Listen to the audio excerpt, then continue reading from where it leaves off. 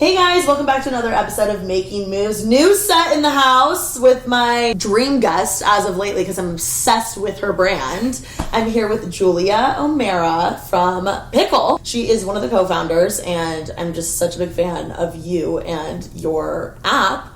I've been using it like crazy. Actually, Thank you. I just got my first offer. So excited. Oh my gosh, Which amazing. I'm so excited. So, Yeah. can you briefly tell the audience and the Making Moves listeners about your app, a little bit about you, like where are you from? Give us the 411 girl. I'm Julia. I'm one of the founders of Pickle. I'm also the COO. And to take a step back, Pickle is a peer-to-peer rental marketplace. Mm-hmm. So at the simplest core, people are sharing their clothes with each other and they're able to monetize things in their closet. And what's really cool about our model is that we're peer-to-peer. So it's other people monetizing the things that are in their closets that they can't wear all the time, but they love and they don't want to donate quite yet, or they're not ready to sell. So these are items that people have invested in. They're the new wedding guest dress that they just purchased. They're not able to wear it again maybe this wedding season. They're going to rotate that in some other people's closets. And then it's a great way to be able to rotate through some other pieces that you want to try and wear. Most items are priced between 10 to 20% of the retail value, so it's a really affordable way to change up what you're wearing all the time. For me, it's a solution, so I don't really shop anymore. I just rent things all the time, which is really fun. I get to try new styles all the time, and it's a great way to be sustainable and circular. Mm-hmm. I was going to ask, is there anything you're wearing that's rented by Pickle? Right now, these all look like staples. I'm actually wearing just staples today. Okay. We have... That would be kind of crazy if your t-shirt was from Pickle. I know. I basically, anything that I'm wearing that's more like workwear, staples, those are typically things that I'm rotating between in my closet. Anybody that's in the office would say, Julia wears the same things all the time because I'm an outfit repeater in the office. But when I have an event, I am not an outfit repeater because of Pickle, which is great. But I don't feel bad about it because I'll rent it and then return it right back to the owner and try something new. Mm-hmm. What do you feel like thrives the most on Pickle, like out of all the things that are on there? I mean, I was definitely drawn to the wedding guest dresses because those are a pain in my ass. Like finding a good one that isn't $5,000 and, is the right fit. And I have so many weddings to go to. Absolutely. I don't want to be buying like 6 new dresses, even though I unfortunately did that last year. Now I'm selling them on Pickle, so go rent my closet. You definitely nailed it. I think statement pieces and dresses specifically do really well on Pickle. These are items that you really have to justify the purchase for. So if the average retail price is around $400 on Pickle, those are items that you really have to think about before you're going to go shell out a couple $100. And so then you can access it and rent it for $50 for the weekend, for that week instead. And so we see items that have a little bit more flair. They're a little more special, I'd say, that are doing the best. So it might be a sold out Anna October dress or one of those really trendy Helsa dresses that are doing really well right now. Often they can be sold out online, or they're just at that price point where you're like, am I going to be able to wear this enough?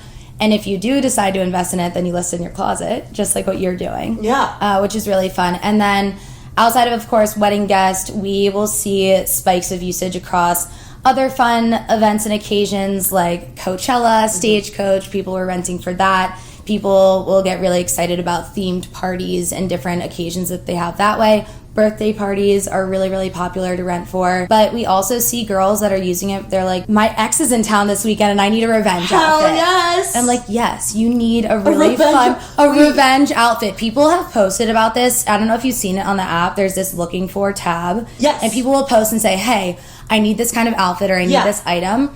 People have literally asked for help to get dressed to provide revenge for their ex or whatever. That is hilarious. It's so funny. Do you guys have, because you have tabs where it's like for, a night out or like wedding or whatever. Do you guys have a tab that's like for revenge? We don't have a collection right now that says for revenge, but that'd be iconic. We should probably launch one of those. That would be fun. Just in case you run into your ex collection. Just in case your ex is in the city this weekend, you should probably wear this.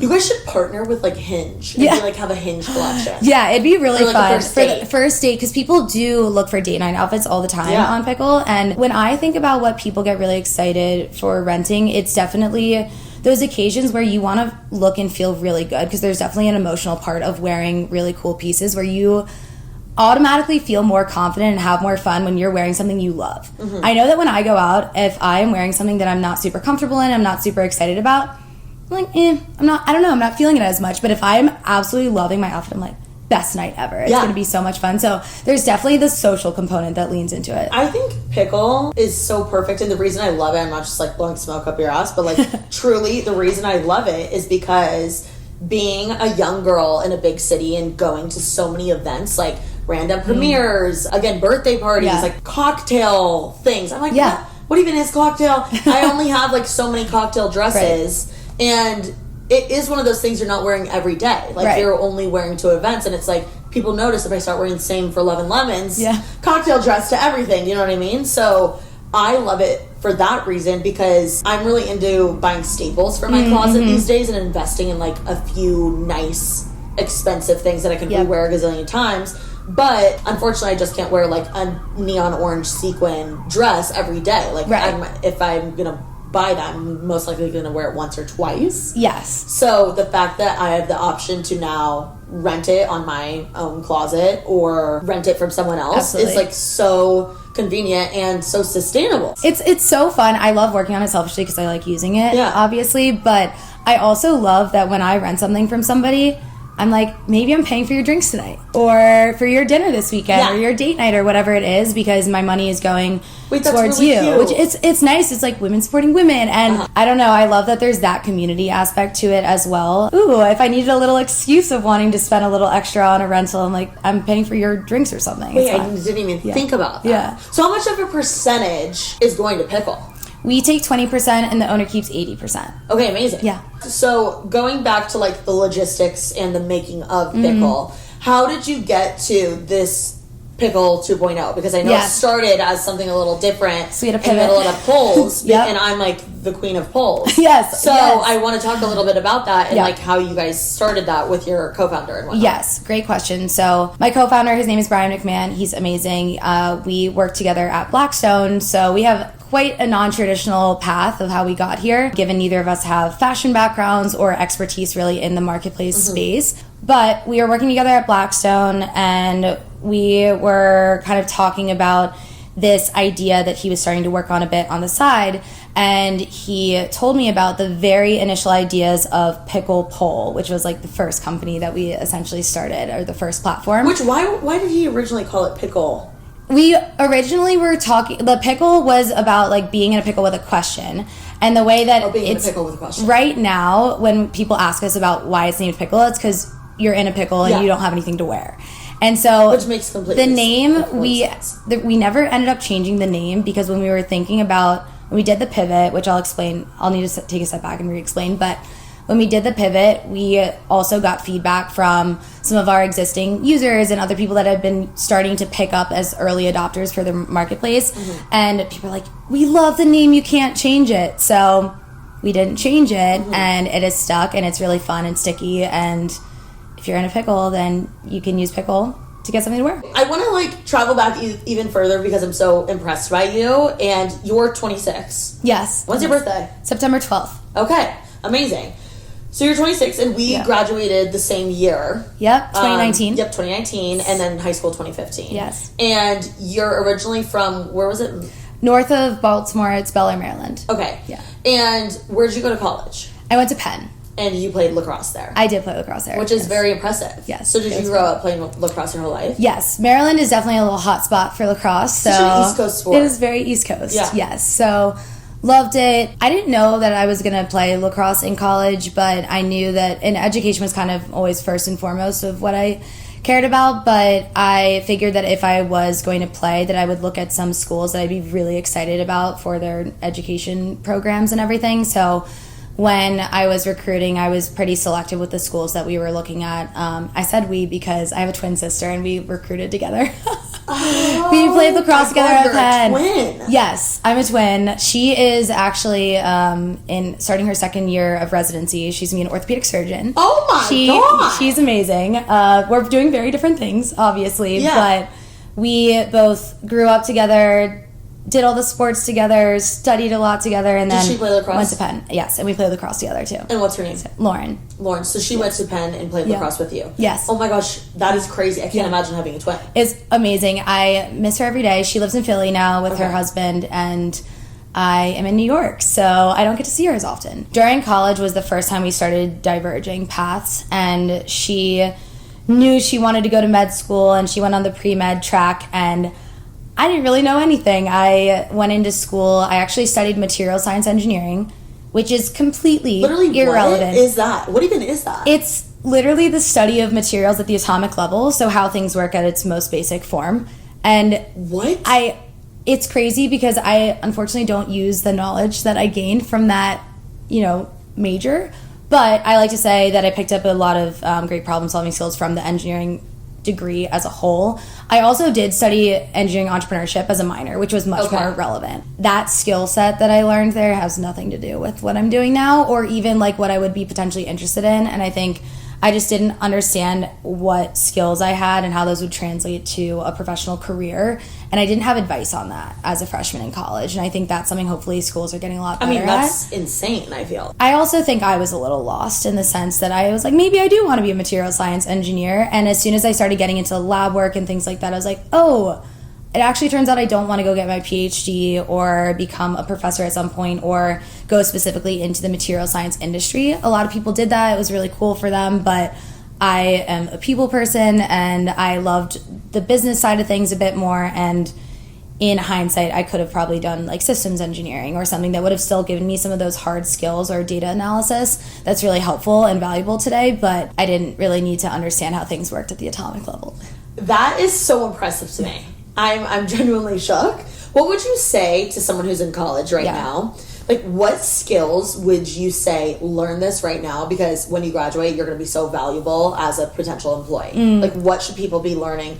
What programs do they need to know? Give us the 411. The number one thing that I think people could learn and pick up in school would be data analysis and the familiarity with different programs that you can do to conduct that. So there would be tools or platforms that you could already start to get familiar with, whether that is Google Analytics or getting really familiar with Python so that you can break down different data sets and come up with different insights. That's something that all of our employees at our company are encouraged to learn and participate on, so that when we are looking at the marketplace and understanding the dynamics of both sides, including demand and supply, the people that are renting items from other people and the people that are renting out their items, that analysis goes such a long way because we'll uncover little insights. We'll be like, oh, we didn't know that this brand has just increased in demand by 70% last week. And we're seeing that in New York, the supply is pretty much balanced with demand, but in LA, we don't have enough of that item. What can we do as a strategy to try to get more people to upload that specific brand or item just based on that analysis, for example? And so you'd say learn those platforms. I'd say yes. Data analysis or any skills that you can learn around that would be great, because I think there are some great data analytics classes that people can take now. Are there any other programs, like you mentioned about Python, that you would recommend people need to learn? It definitely depends like what industry you're potentially interested in. If you're at all interested in the product side of things, or if you'd like to be able to design different mock-ups and things like that, like I have skills in Adobe XD or Figma, and these are design platforms so that you can mock up different screens and prototypes as you're building out an app, for example. So that's a good one. Canva we use that all the time. Same. I'm sure I use it all the time. Obsessed. I feel like most college students that I've been recently meeting or talking to also use it. So, but if you're not, absolutely. Notion, we love Notion and we use it all the time. So those would definitely be good. Data visualization tools as well. We use QuickSight, which is an AWS platform, but if you get to ever dabble in like Tableau, that's really helpful too. I feel like this is combining where if someone says, I have a lot of really great soft skills and stuff, but where can I add some additional technical aspects? Yeah. Those types of platforms will give you an additional leg up or get you closer to being able to speak more on the technical side. I'm not a software engineer. Brian, my co-founder, is a self-taught software engineer. Oh my god! It's crazy. When we were starting the first version of Pickle, which I never closed the loop on exactly how that pivot happened, but we were thinking about engineering resources and we were looking at a few different options. We didn't want to bring on a third founder because then we'd be giving away more of the company, and that just wasn't in our interest. We couldn't afford a software engineer. They're very expensive. And then when we looked at some more affordable options, they just weren't aligned with the skill sets that we needed. So Brian was like, I'll just learn how to do it. I said, okay, great. I love that for you. Wow. Proactive king. No, amazing. So love that for you. No, I know. Great job. Like, this is great. I'm gonna work on the designs. You work on the code. We'll build this together. I'm gonna learn how to try to make TikTok content. Yeah. That's embarrassing. If you scroll back far enough on our TikTok, there are a few. No, that's amazing. You should look back and cringe. It is very cringy. Pieces of content. Yes. Fortunately, I don't have to be in the weeds as much on content anymore. My team still loves to try to get me involved, but that's not my exact best skill set. So I'm gonna start saying that for like self-taught. I'm gonna be like self-taught genius. Yeah. I love it. Self-taught engineer. Yeah. It's like literally no one would know because I'm self-taught. Like you have to be self-taught for almost everything, and that's another piece of advice, I guess, for college students. There's a lot of things that you will try to pick up skills and learn in college, but most of what you'll do will be learning on the job. Mm-hmm. And it's taking that really open, proactive approach at your first job so that you can learn a ton and really get involved in projects that are valuable and that matter. I think there are people that sometimes get really comfortable in an internship or a job where they're just able to check off tasks and get things done or like hit the bare minimum. If that's your prerogative, that's also totally cool. But if you're looking to accelerate your growth in a career, or if you're looking to get some additional responsibility that could open up other doors and opportunities for you, it will be taking that proactive approach of, you, my manager, I noticed that this project takes up a ton of time on your plate and I figured out how to cut that time down by 20%. Or I figured out another resource or tool that can simplify this process for us. And that type of stuff is exactly what employers are looking for. It's stuff that we look for when we're hiring people for Pickle as well. Yeah. I even think the same for me when I'm looking to hire someone. Even if it's an independent contractor, I want them to be doing stuff that I don't even have the brain space to think about. Yeah. Like they're being so proactive that they're like, oh, I think you should start doing this. That I didn't even have time to come up with, or couldn't come up with. And I think that's the type of person that thrives in this startup entrepreneur space. Absolutely. Because you have to be you have to be a doer. Yes. When you have to be a doer, and nobody will tell you what to do. If you go and start a company, nobody will be there to tell you what to do. You have to be decisive too. It's hard to make decisions. You have to be decisive. You have to figure out what tests to run, what experiments to go with, and be really scrappy because you won't have much money either. That's something I've definitely learned with working for myself, because this is only my second year doing full-time influencing, and it's 10 times easier to be told what to do. Yeah. I think. Always. Because it is a luxury being your own boss, but at the same time it's so like scary and hard because it's like no one's telling you what to do. No. You're just betting on yourself and hoping you're making the right decisions versus someone being like, just do this. Exactly. So easy to have a to-do list. You have to hold yourself accountable. If you wanted to take the day and not be productive at all, or sleep in, or not prioritize your mental health or your physical health or things, you don't have to, because no one's making you do it. Something about Julia is that we've met over the phone, and she was helping me snatch a Coachella outfit, which is where we hit it off, and I became obsessed with Pickle because I had no Coachella outfits. And I really wanted this Helsa dress. Yes. And I found it on Pickle, and Julie was like, period, let me help you get it. Yep. Got a courier. It was delivered to me the day I left. Insane. My friend Libby and I were just like freaking out about it the whole day. Anyway, what I have to ask is, how do you manage time for yourself? Because this girl was out here texting me at like 3 a.m. New York time, which was like midnight LA time. And I was like, oh my God, go to bed. Yeah. But like you were grinding, you were texting me, you're trying to make sure I got the package right first thing in the morning, you're texting me at like 5 in the morning. Yeah. I'm like, when do you make time for yourself to date, to hang out with friends, to work out, to sleep? I'm like, what does your schedule look like? It's a great question. I would say my schedule is not necessarily like ideal, right? So I would never say, oh, I'm the poster child for exactly how you should do your work-life balance, because I'd say, if you do go and start a company or you work for yourself and you really have to juggle a lot of things, you're going to make sacrifices. And so I have gotten very comfortable with those sacrifices, but it's also because every minute of work that I put into Pickle, I see results in it, which is really impactful. So that's something that you don't get when you work at a really big corporation. And that drives me forward because it's helpful for our overall team, our overall company, and for our end customers. And you were customers. So I was like, of course we're going to get you this Helsa dress for Coachella. And which, thank you, by the way. Oh, of course. That made my day. But also, and it's definitely a founder mentality, and somebody at an early stage company there is no task too small. And yes, you have to get good at scaling and delegating and everything, but I am not above any task that would be involved with Pickle, whether it's personally helping somebody make sure they get their order or helping someone else deal with a customer service issue, because I used to also do every single aspect of that job before we hired out our team.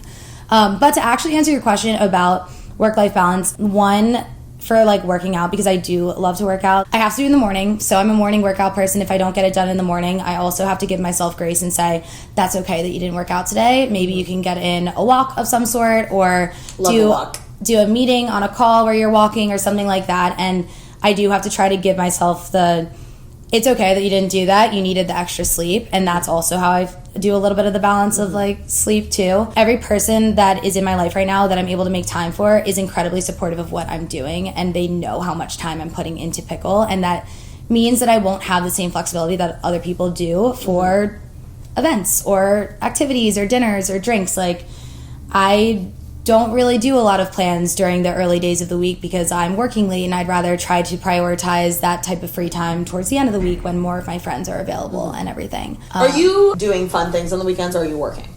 I definitely do a combination. I wouldn't say that I am ever taking a full day off on weekends, but that doesn't mean that I'm... Exactly. I don't know. It doesn't mean that I'm working for 8 hours. Sundays are definitely busier days. We like to start our weeks off really, really strong. And we have a big growth report meeting, and we do a full analysis on what happened the week before and what we're planning for the next week. How we're tracking on Monday. So I'm basically doing most of that on Sunday because we have the meeting on Monday mornings. And so Sundays are busy with that. But I also am very aware that if I don't actually give myself some time to reset or prioritize friends, family, then I won't be as productive during the week. I've also found that when I do take some like space from the physical work or being behind the computer, I'll come up with creative ideas or things that I hadn't thought about, or even just going and prioritizing a coffee chat or talking to a new person. You might come up with a new idea together, and so that can be really productive in itself too. What workouts do you do? I love Sweat 440. What is that? It's this class. It is a 40-minute workout. It's 4 10-minute circuits, and it's weight incorporated, kind of like HIIT, but I like kind of like F45? It's like F45. Okay. It's very similar to that. I like F45 as well. I just have the studio is like right by my apartment in New York. The place that I've been going in LA is called Training Mate. I don't know. Oh, I've heard of that. Yeah, I really like that too. Yeah, that's cool. People love it. Yeah, it's great. And you try to do it like once a day. I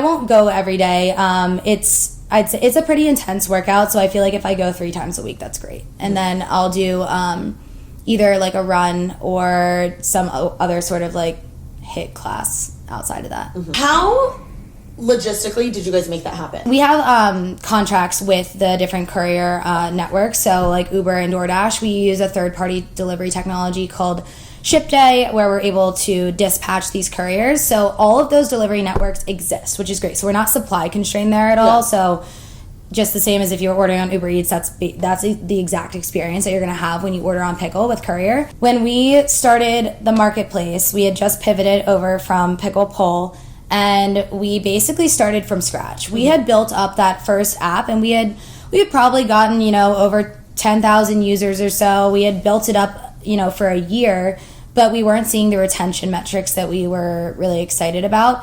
And so we found the little nuggets of insights that gave us the conviction to pivot over. We basically saw people in these fashion polls. They were recommending things that they already owned in their own closets. And they were even commenting on these polls and saying, if you were like, oh, what should I buy? What should I wear? And you'd give options, people would comment things that they had in their own closet. And people would even say, you can borrow this from me. And we were like, crazy. What? This is crazy. And it was such a unique way that people were using the platform that was unexpected, but gave us the conviction to pivot over to the rental marketplace. We basically shut down the app in April of 2022, retooled the whole platform, and then had like a soft launch and beta open in May of 2022. So that summer, we were building it out further. And when we were building out the rental marketplace, we knew that we had 2 key priorities. One, we wanted to make sure that we had the best stuff that people could rent on Pickle. So one of our first strategies was trying to work with different nano and micro influencers. They have amazing style. They knew what the coolest stuff was. And we were like, let's focus on getting these girls on Pickle. We'll see if we can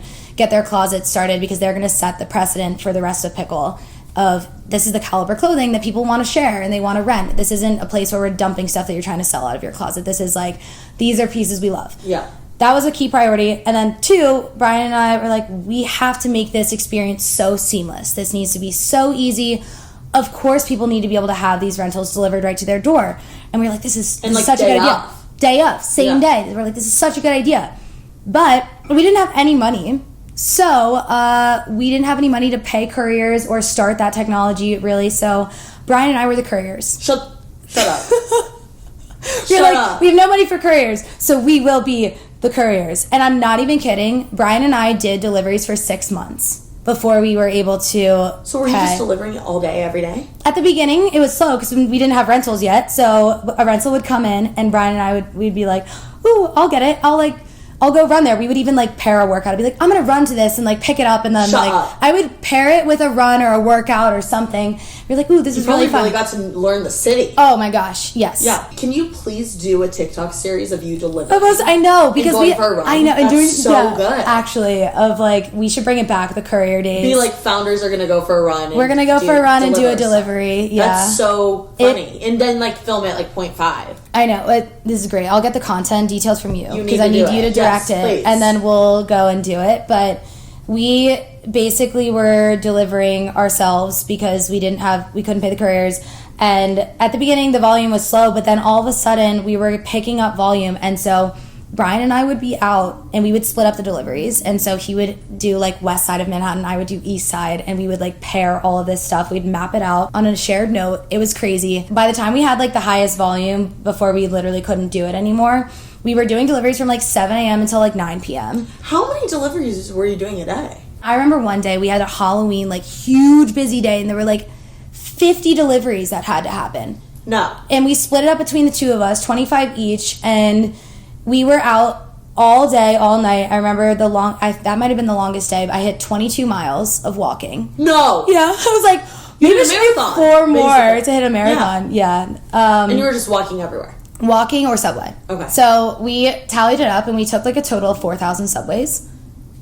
Shut up. We knew the subway system very well. That is insane. You need to do a series. I know. We should do a throwback of like, this is what we used to do, and surprise some people and show up at their apartment. Yeah. We're doing your delivery today. Yeah. That's an example of how scrappy we were, because we didn't have the money to afford it, but we knew that would make the experience so amazing.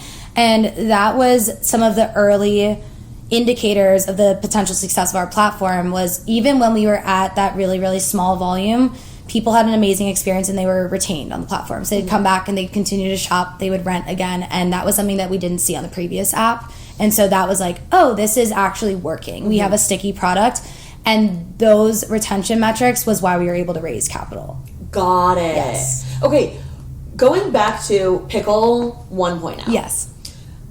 This was the polls. Yes. How did you know and have the confidence to shut it down and like start with this essentially brand new idea? Yeah. I mean, it was a play on the original idea, but like, how did you know that was going to be your like $1 million idea?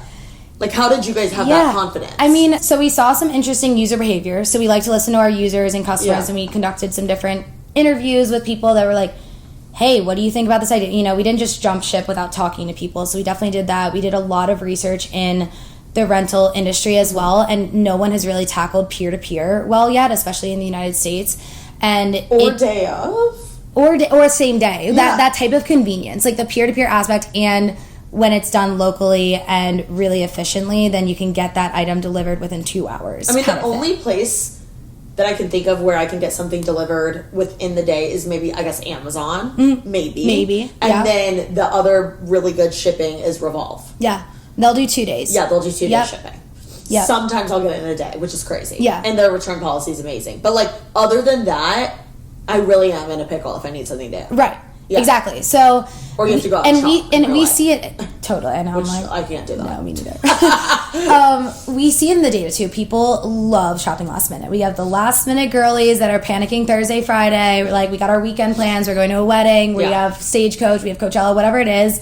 didn't plan the outfits. That's me. I'm an outfit procrastinator, but I just use Pickle all the time, so it's fine. And the honest answer about a pivot or starting a company is you do not know for sure that it is going to work, and there is not enough data or research that you can do in advance of actually launching the platform to be so 100% sure that it's going to be successful. But when investors look at founders and companies that they believe can be successful, especially at the early stage, often they're looking at the founders that can be really adaptable and willing to pivot and persevere. So there were so many times where we were running out of money, or we could have, folded and just said, oh, this isn't working, we're not picking up traction enough. And we were like, we have enough conviction, we see that this product is sticky, and even if we have 10 people that absolutely love using this platform, that's 10 people that would be sad if it didn't exist. And so that really, really kept us going, even when we were smaller volume. And then there were network effects and people referring their friends, and it actually started growing. And then we were able to use those growth metrics and retention metrics to raise that capital. But it's a big personal thing as a founder.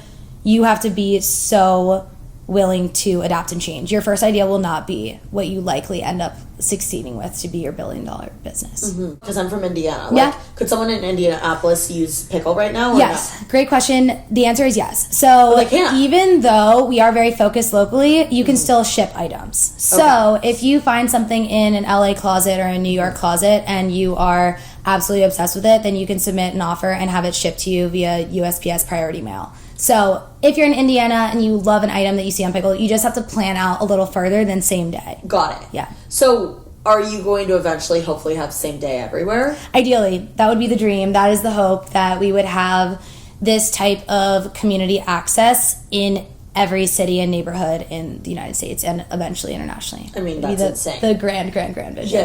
Yeah. Okay. So when you guys have these couriers, is Pickle paying them a massive fee every year, or is it the renter that's paying? The renter pays for the courier fee. Okay. Yes. We'll do some different incentives at the beginning of someone's experience for trying out courier delivery.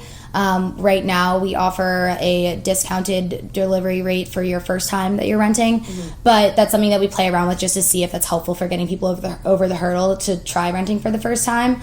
But it's based on the distance of the delivery, so it's mileage based, and Uber, they're calculating that cost on their side, and then it's passed on to the customer. Approximately how much is a delivery? It depends on the geographic location and the distance. It'll range anywhere from $5 to $15, depending on distance. Yeah. Well, 100% worth it. Yeah. The cost benefit is thinking about how long would it take you to go pick up that item, or are you able to use your time? Well, it's food delivery. Yeah. Same thing. Yeah. Okay, wow. I think what you guys have done with this app, you've solved so many problems. Yeah. And it's absolutely crushing, and I am such a fan of it. And we've started to work together to have my closet on Pickle, which you guys can shop it, by the way.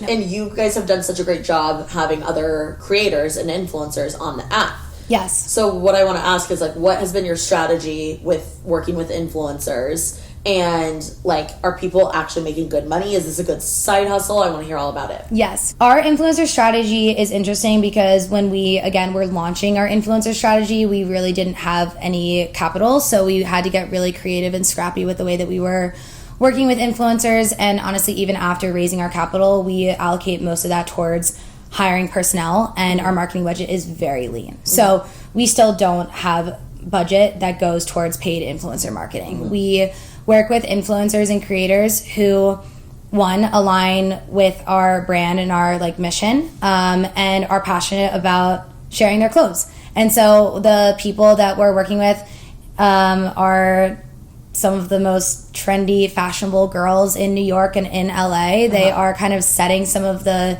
trends. They're inspiring people. They're helping people with their different lookbooks or inspo or guides or whatever it is. And that then is taken a step further, where they're doing all of that type of organic content anyway with different brands and different companies, or that's just their niche, and now they're able to circulate their closet. And so it's a very organic partnership when they're able to say, you guys are always asking where my items are from or where I'm shopping, and now you can borrow them, and it's affordable too. And I'll see this on social media when influencers, sometimes they'll get comments, they're like, oh, can you link everything? And I saw a comment the other day that said, all of these dresses are over $500. Do you have any affordable options that are under $100 or something?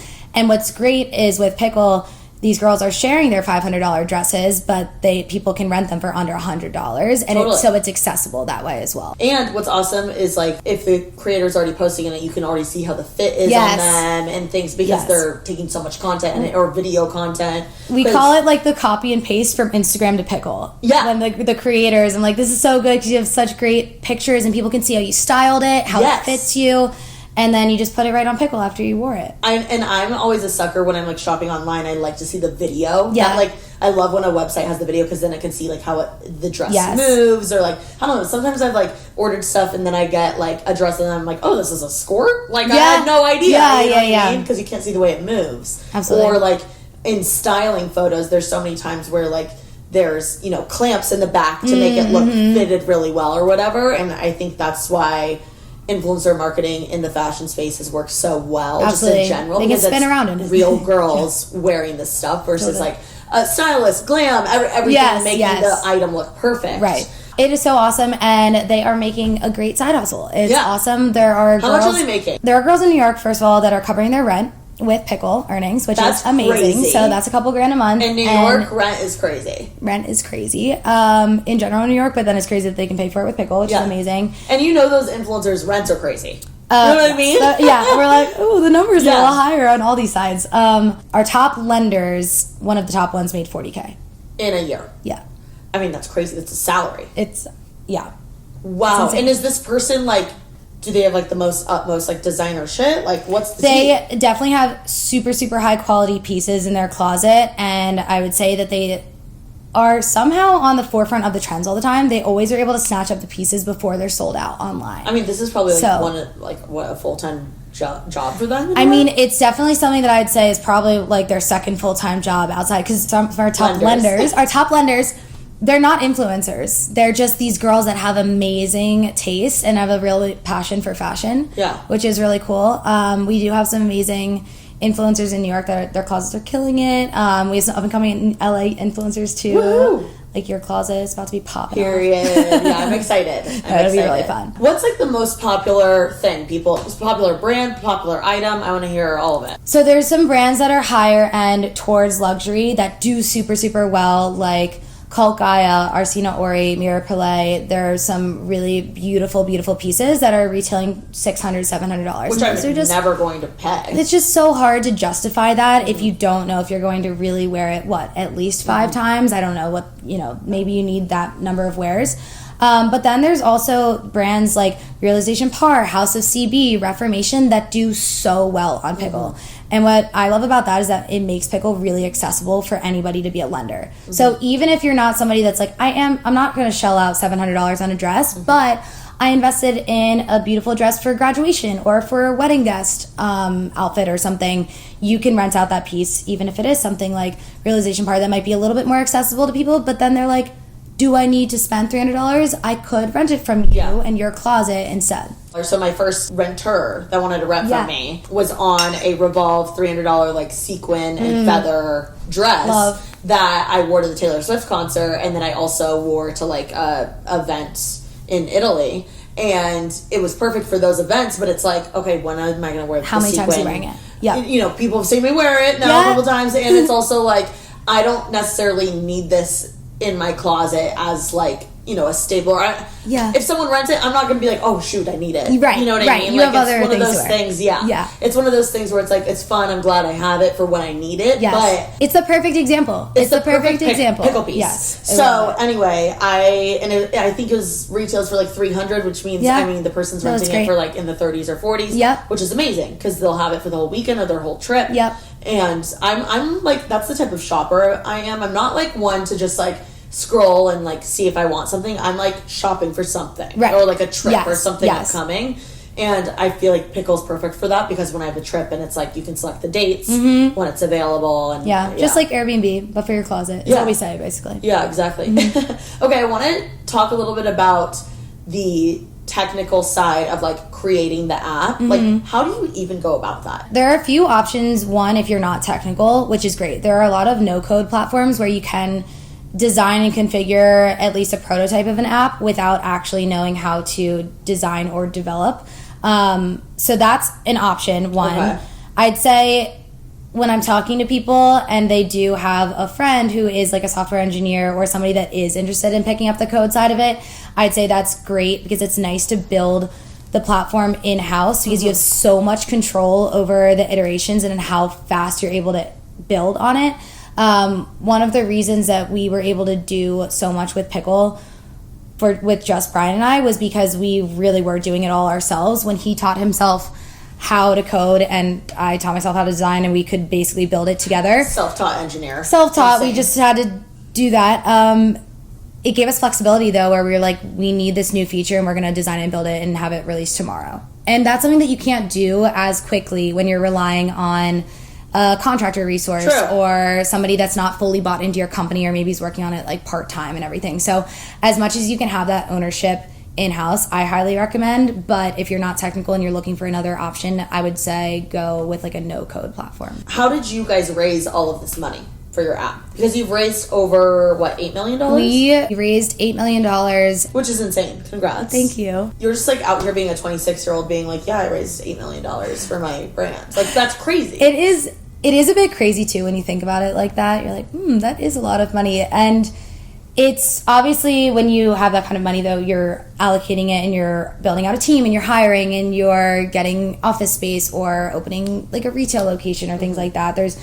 That money goes places obviously kind of quickly, but with incredible purpose to grow quickly, and that's our goal with that capital. How do you even start raising $8 million? Yeah, it's a great question. So when we were first starting, we raised a family and friends round, and we used a safe note for that. And most people don't know what that is, but if you're interested in raising capital from family and friends, it's a really, really flexible investment vehicle. If you give $10,000 and you invest that into the safe note, what happens is there's a valuation cap put on that note. So say it's a $5 million valuation cap. You put in $10,000.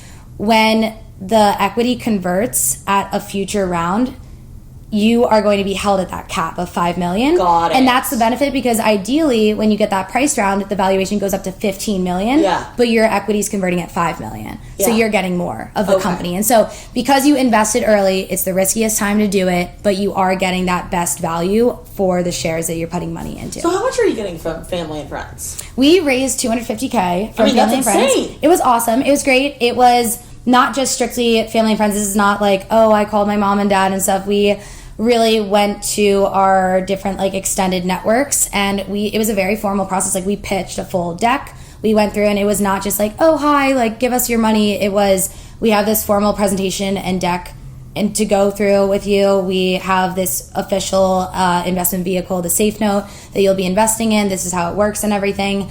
And that was what we were using to just kickstart the company. And I definitely recommend, if you are raising family and friends, those dollars that you are getting from anybody in that area needs to be dollars that they're completely comfortable with losing. Do not go to them and say, hi, I'm going to turn your $10,000 into $1 million.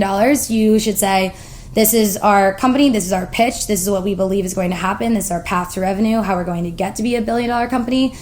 But I will not take your money if you're not comfortable with losing it, because this is the riskiest part. A lot of companies can't even get to the part of raising capital. When you're going out to like your personal network, like pen people, and you have this like baby idea, like how are you even getting this meeting? Like how are you have to have a lot lot You have to have a lot of confidence, and it's also weird to ask family, friends, or connections or people for money. Weird.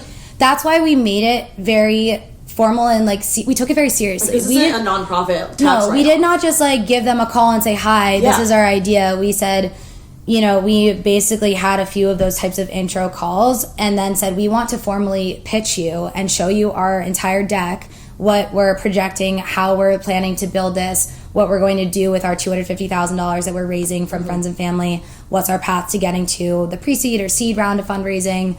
And that would give them enough conviction, also obviously meeting us and everything, to invest. We were never just like, we're just going to take your money because you're our family or anything like that. It was, you need to have conviction in us and the idea so that you feel comfortable giving this and knowing that it could be lost. Are they blown away by your guys' progress? I mean, it is crazy the difference that has happened for Pickle over the past year. We We are still under a year since we raised that $8 million. Also, that $250,000 that we raised, we spread that out for 2.5 years. That's crazy. When we were raising, how are you getting paid yourself?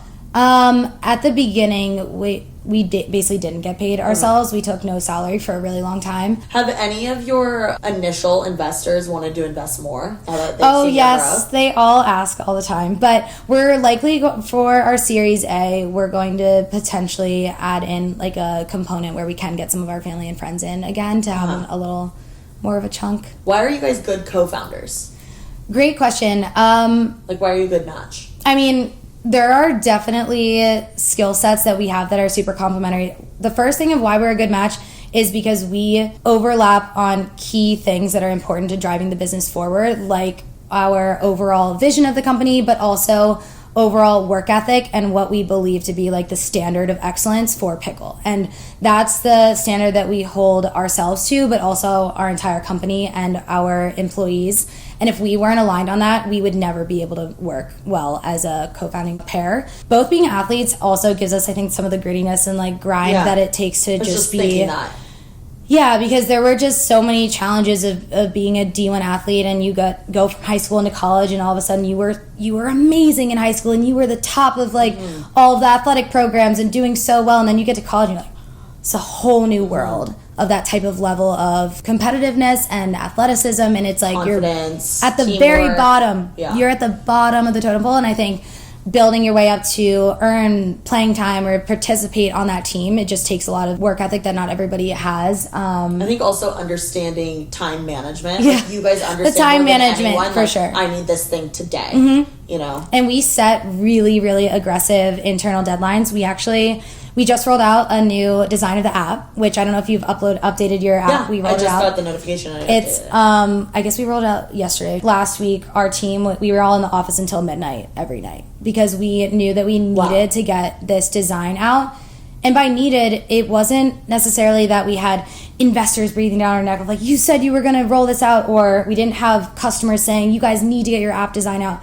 It was us setting a really, really aggressive deadline. And if we hadn't set that, it probably would have taken another 3 weeks for us to really, you know what I mean? It was something that we set that kind of deadline, and we held ourselves accountable for it, and that's why we were able to get it out yesterday. Whereas if we had been like, oh, whatever, we don't need to stay and like work that hard, or we can just push it, we can push it, I don't know when it would have gotten out. Yeah. And Brian and I are very aligned on that kind of thing, and he is really, really, really good at pushing the team hard. We also have complementary skill sets. So there are aspects and things that I'm owning as the COO across growth, marketing, partnerships, relationships that are more in my wheelhouse. And what's his role? He is our CEO, and he also runs our engineering and products teams since he is technical, and we overlap the most closely on product and growth, which makes sense because obviously growth is overall success of the business, and then product is the success of our business. So I'm able to bring forward the customer experience and end user side of things for the product,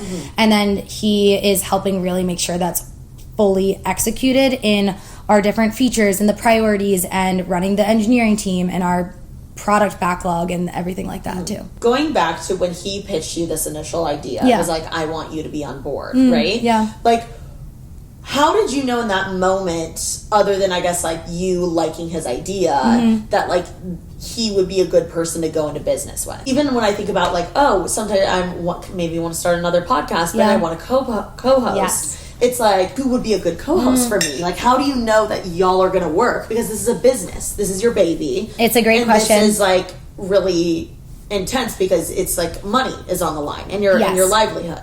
So it's like, how did you guys know you would be a good duo from the beginning? Because now it's like, okay, you've worked out the kinks, you know each other's strengths and weaknesses. Yeah. But it's like, this is this random guy you were working with. Like, how did you know he would be a good person to go into business with? It's a great question, I will say. And I would say very first and foremost, tread very carefully about who you would pick to be your co-founder, because you are marrying that person. Like, you're committing to being with that person more than anyone else in your life. I see him more than anybody else in my life. Brian and I worked super, super well together at Blackstone. But outside of just that, we also had a really great friendship. So we did enjoy spending extra time together. So when, the team was going out for happy hour and everything, I was like, oh, it's fun to hang out together too. And I think that also matters. Like, you cannot start a business with somebody that you don't also like as a person, as you're traveling as a human being, all of those types of things. So both of those two things were really important. I also truly believed in him, I'm like, you're a good person. That matters a lot, because you don't want to go into business with somebody that doesn't have the right ethics or whatever that is. And then I think the biggest thing for me was his confidence and passion in being so good at thinking about a business holistically and really having that kind of CEO skill set gave me a ton of confidence in us building a successful company together. And a lot of things that he's very good at there, I'm not as good at, or that's not what I'm interested in being good at or learning. So that made a really good pairing for us. And then we learned a lot about each other. We know each other inside and out and really understand what makes us work well together. We know what type of feedback to give. We know when the other person is stressed out or might need to take a beat or need some extra support or whatever it's going to be. And that has worked really well for us. But at the beginning, it was really judging or thinking about those 4 different areas. Wow. Have you guys ever gotten in a fight? We have definitely had contentious things that we've had to work through. I would say those were definitely towards the beginning part of building the business. And a lot of times those can be very much paired with really tough times of the business, when we were about to run out of money or figuring out, is it time yet to pivot, or what's up with these metrics, or, what's happening here. And I think at the beginning, the only fights I feel like that we would ever have, or points of contention, would just be if it didn't seem like the other person was giving as much blood, sweat, and tears and effort into it. I would say that would always have been something that I was improving on, because I was really, really new in the professional world, and the sacrifice and the commitment that you give to a company was something that I was definitely learning at the very beginning of starting Pickle. And it's something that I have drastically improved upon. That was the biggest point of ever not aligning, was are we both putting in everything we have into this company? Because that's the only way you can make it successful. I think it really is important, the language and the tone when you have those fights. Ultimately, we know it's like a sibling. Ultimately, we're blood, and we're gonna come back to this. And it is like that. Yeah. With your sibling, you're I'm tied to this person. I hate you. I hate you, but we're tied.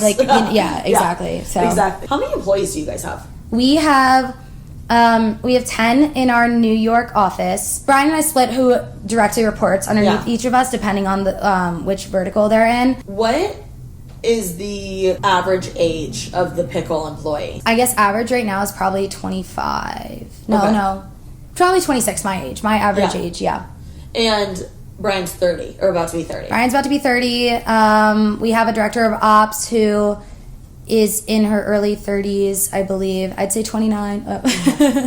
And then we have some girls that we brought onto the team that had been early days interns before we could afford to even compensate them properly. Were with us during the grinding days. We were able to convert. One of them does marketing with us, and the other does product management and customer experience. And we were able to convert both of them as full-time employees, and they're amazing. They've been with us kind of since day one, which is so incredible. Who would you say is the most valuable employee you guys have? Oh my gosh, all of them.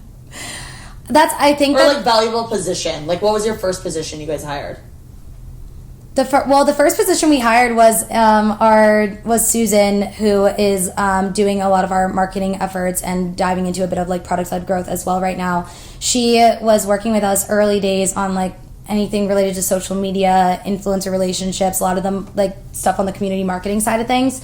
She is a jack of all trades, kind of like a Swiss Army knife, where you can put her anywhere you need her, because she just loves to learn. And so she has been growing in some different roles than where she started, which is amazing.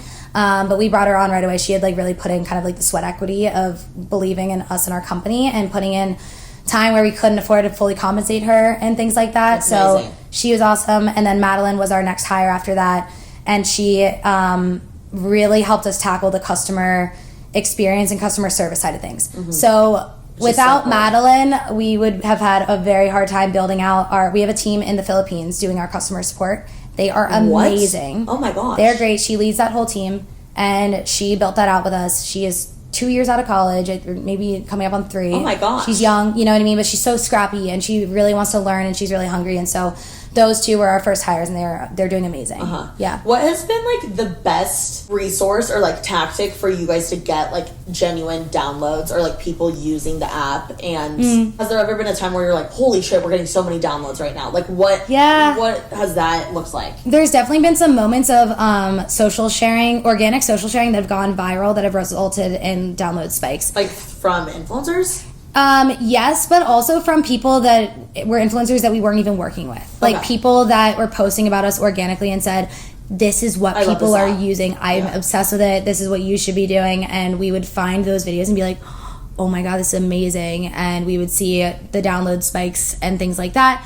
It's also really valuable when people share about their experience on either side of the marketplace. So when they're highlighting of I just launched my pickle closet, or like a campaign like that definitely is impactful, because people get really excited to go and rent those pieces or browse around that closet.